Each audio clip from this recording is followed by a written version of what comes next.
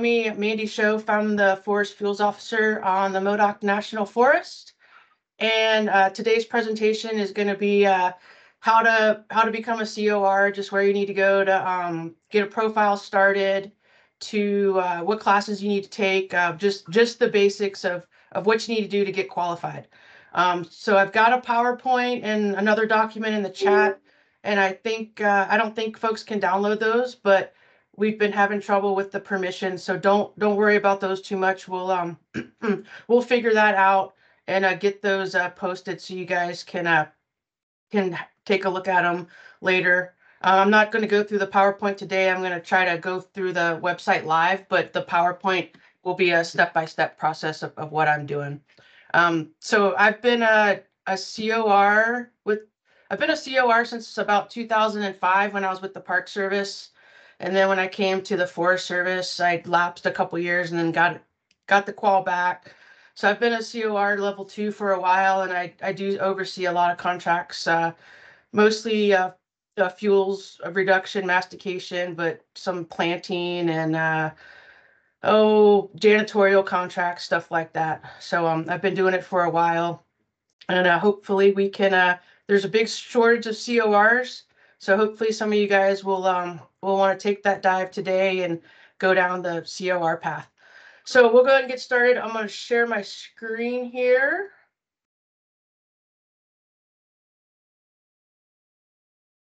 Okay, we got it.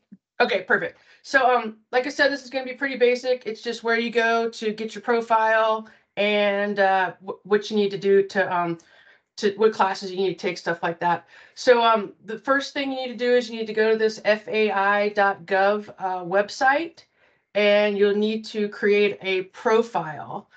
So you go to registration, and it kind of knocks you back and forth between the FAI and this Defense Acquisition University website. So you just go to other federal agency, click continue, and then it'll ask if you have a DAU ID. So you are a first-time user, so you will not. So you select no. And then you want to do online training. So you want this virtual campus to be selected. And then you just come down and fill out all of your personal info, your U.S. citizen, social security number, your name, and then, yeah, it does that. I don't know why it drops that field, but you'll be a civilian, your organization is federal, fill in your telephone, email, your supervisor details. In the old system, your supervisor had to have a profile as well. They don't have to have a profile in this system. It's not like they have to approve any training or anything like that. So just put whoever your supervisor is in there. And then once you fill all that out, you'll hit submit. And then you'll get a screen that says it'll take about 24 hours for you to get an email from DAU. And then there's a couple more steps you'll have to do. It won't let me show you that because I already have a profile, but you'll have to set up like a 2-factor authentication, and then you'll be able to hop in there. So pretty straightforward doing that. And then once you have a profile, you can just go back to the same website and you log in, and then that'll take you to this page right here where you've got a couple options up here at the top. And you want to, so let me talk about the couple of levels of COR first. So there's 3 levels. There's 1, 2, and 3. And there's no like official designation that this type of contract needs this level, or this monetary amount needs this level. It's up to the CO on the contract. But I would recommend, I'm guessing most people are going to be doing fuel-centric contracts like mastication and stuff like that. So you're probably going to want the level 2. You can start with the level 1 if you want. That's 8 hours of training. And then the COR level 2 is 40 hours of training, and I'll show some slides later that'll cover that again. I recommend just going ahead and diving in and taking the 40 hours, because that's probably what you're going to need anyway. to oversee most of the contracts. But there is no official like designation. It's just the comfort level of the CO on the contract. If you're really, really experienced level 1, they may be fine with you having a $100,000 contract, or if you're a new level 2, they may not want you to have a they may not be comfortable with it. So it's just it's up to the CO to decide that. So once you get in here, you can click this find learning button, and there's tons of classes in here.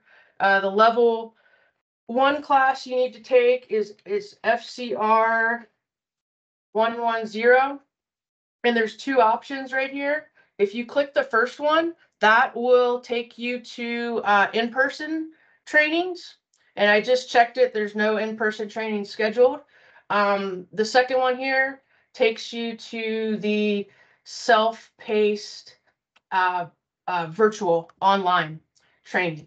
So you just come to here. It's 8 hours. It will take you longer than 8 hours. It's none of the classes on here that I've found are very Forest Service specific. It's a lot of, FAR, CFR, policy, stuff like that. A lot of them, since it's working with the Defense Acquisition University, they're kind of military centric. So you're not going to find an awesome class that's going to teach you how to be a fuel COR. So just be patient. I know a lot of folks get really frustrated because they don't think the material is pertinent, but just go through it, get as most out of it as you can, and just focus on the big topics. So once you get in here, you can just open this up. Like I said, self-paced. You can take a section or 2, save it, come back later. It's pretty user friendly, and then there is a test at the end. So you definitely don't just try to jam through it. Make sure you're trying to gain something out of the content, because you will have to take the test at the end. And then for I'll back up here a little bit. For the level 2, you want this FCR 201, and I did reach out to the North Zone kind of leads contracting officer. There's some I've heard conflicting information about what you need to take for the 40 hours of level 2, but he did say you have to take this class. So don't come in here and try to take a combination of classes to add up to 40, because they won't give you your level 2 credentials. So just take this class. So there are 2 options for this. You can take it in person, or you can take it instructor-led virtually. I have not found a self-paced option for this. And like I said, it's 40 hours.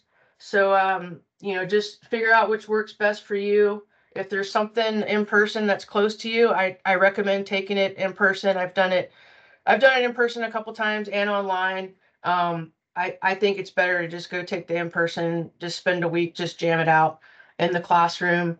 There is a fee associated with it, but I think most forest would be totally fine with the lack of CORs that we have to pay that. So yeah, just figure out which one works for you. I don't know if there's any coming up in California soon, but they folks are pretty good about sending that stuff out. So I would just keep your eyes open. If you don't see one in here that works for you, just keep your eyes open for one that may be within reach, and then we can you can go attend that. But it is long. It's 40 hours of contracting talk. So like I said, I recommend just sucking it up and going and taking the in-person training and getting it out of the way. So does anybody have any questions so far? Kind of jammed through that pretty quickly. Nope, we're all good. All right. So the next thing that it's kind of not super intuitive in here, but once you start your training, it'll kind of keep progress of that. So I did that too quick. Sorry, I'll slow down. So you can come back to this My Learning right here, and that keeps track of everything that you've, all the classes that you've taken will be in here.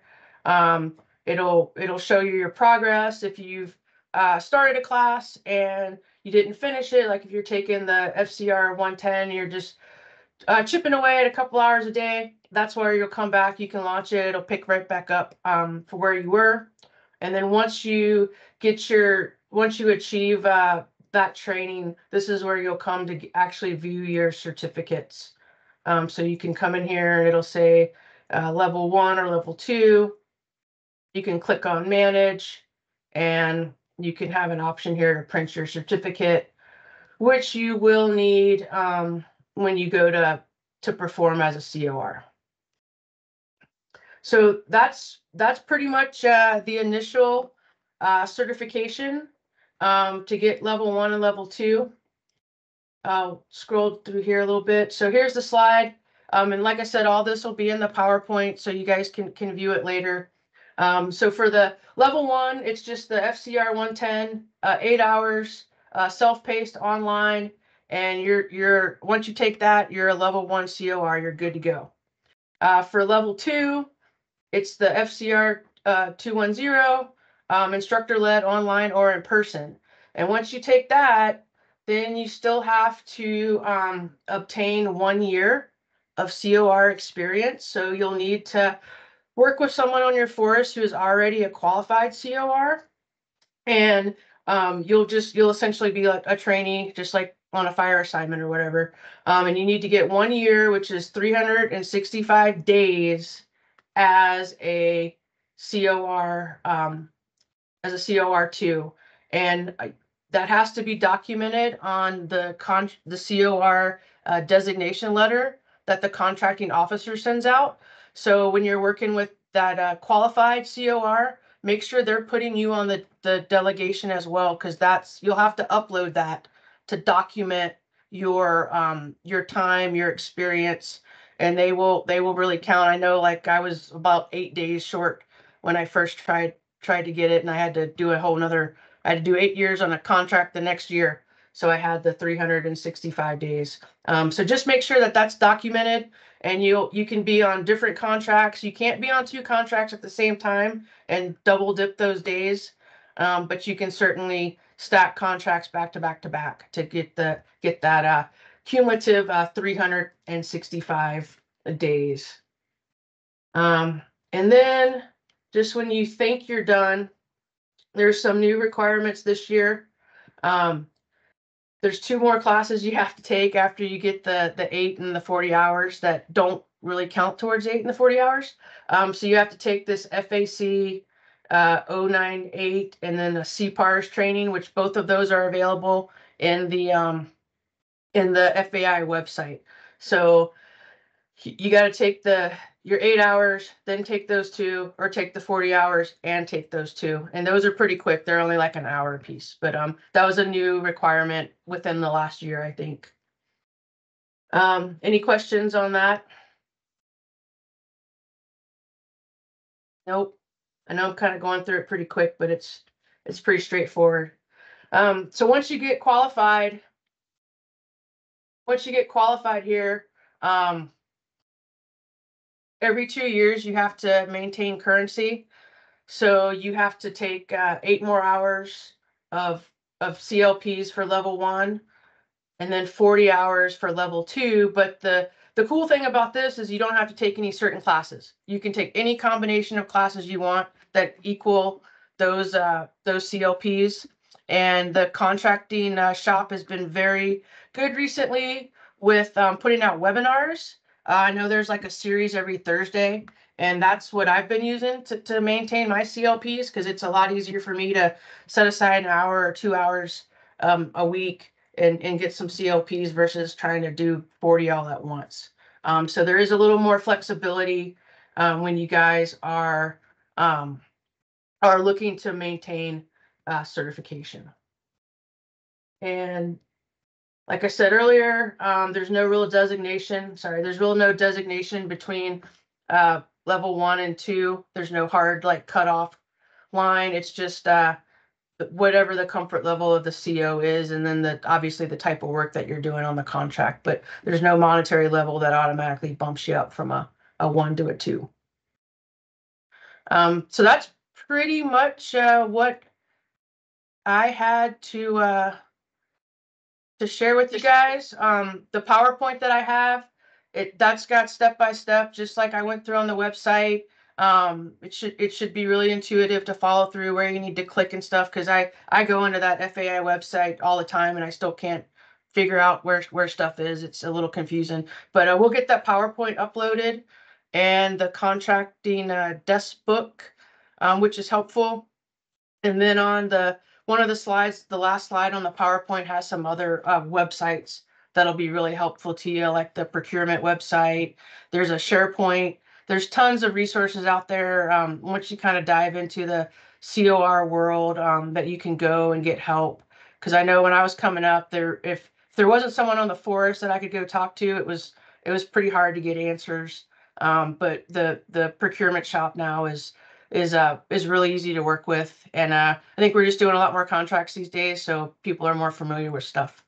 That's pretty much all I had. I know it was pretty quick and pretty straightforward, but yeah. Does anybody have any questions, or does anybody have any questions about any other type of COR stuff that I can try to answer? That was great, Mandy. Thank you. Just encouraging folks to put something in the chat or just jump in with questions. And I actually wondered if you are willing to continue to be a resource if people have questions. Yeah, people can email me. I can put my email in the chat. If I don't know the answer, I can definitely give you somebody else to go to try to get the answer. And I know the North Zone, the Reading CO shop is great to work with. So they've got a lot of really knowledgeable folks there, and I call and email them all the time when I have contracting questions. And it's a great way. Yeah, I'm guessing everybody on here is in the fuels world. If you want to get work done on your forest, it seems a lot of that's getting done with contracting these days. So if you're not a COR, it's going to be hard to get stuff done. You're going to have to find someone to fill that role for you. So I just really encourage everybody to take the leap and get COR certified, and then you can start managing your own contracts. So there's a question about IPP. So yeah, IPP is the invoice processing platform, I think is what it stands for. Once you get COR qualified, you'll want to get an IPP account. That's how the vendors will submit payment, and then you'll need to go in there and approve payment. It also helps if you have an IAS, which is Integrated Acquisition Services, I think. Don't quote me on that. But IAS is the website that you go to submit your requisitions for contracting. And there's a lot of documents that you have to put in there. But the procurement website, I'll put the link in the chat for that too once we get done here, so you guys have some links to go to. But those are like wealth of knowledge, and they have like step by step, like here's how to do a requisition, and it walks you through everything. It seems pretty daunting, but once you start working in it, it's really not that challenging. You figure it out pretty quickly.